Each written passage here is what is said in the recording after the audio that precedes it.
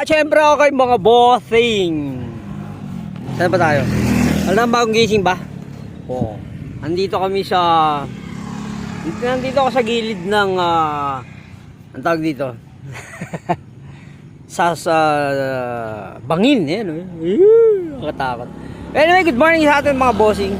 Wala pa tayo masyadong upload ngayon, no? Yung garay na doon na sa Tanawan. Hindi ko pa na-upload yung iba. Upload ako mamaya sa buwan natin. Wala, sarap lang magpahangin dito pag umaga. Look at the site, the location. Yung nasa iba paano yan, dinidevelop yan, binibenta yung lote yan mga bossing. I-search nyo lang. Lot for sale, north sa Garay, Bulacan. Yan. Yung tuhod ka ng kabila ron, Isabela na yun. Sarap na talaga nature, hangin. Pag may kahit ano pang problema nyo sa buhay, kasapin nyo lang yung sarili nyo. No.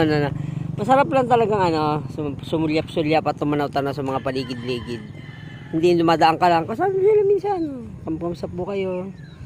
May problema kayo, sabihin nyo. Kasi dito, pag ganyan yung gagawin nyo, makikinig talaga sila. Kung may sasabihin kayo, makikinggan nyo ng environment ng Mother Earth.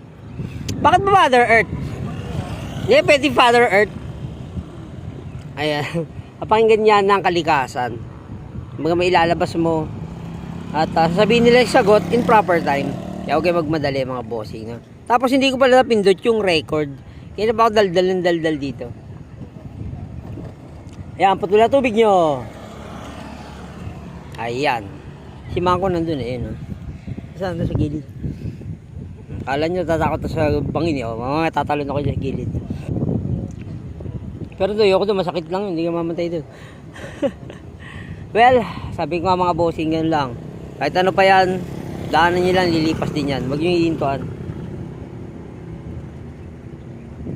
Yung talagang buhay, ha? Sometimes life is just life. Base lang dito. Pwede kang mag-selfie, Instagramable. Yung ganda ng yung dumambyo sa kabila. Yung sa kabila, yung St. Joseph yun. O talagang takot-takot tayo. Ha? Yung banga, ang aga-aga, pinabayaan mo sa bahay. Ha? Hoy, Mangko! Banga! Banga!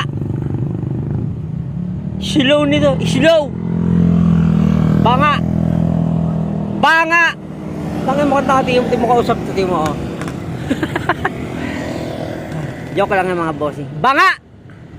Banga! Ang bingi. Ang bingi kausap, no? Bingi talaga kausap yan. Minsan kinakausap mo sa bahay. Ha? Akala mo 64 years old na, 34 pa lang yan.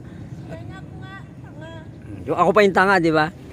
Well, anyway, ano ba sinasabi ko? Yun lang. Gusto ko lang, hindi ko pa lang pinakita, no? Ayan. Ano yan?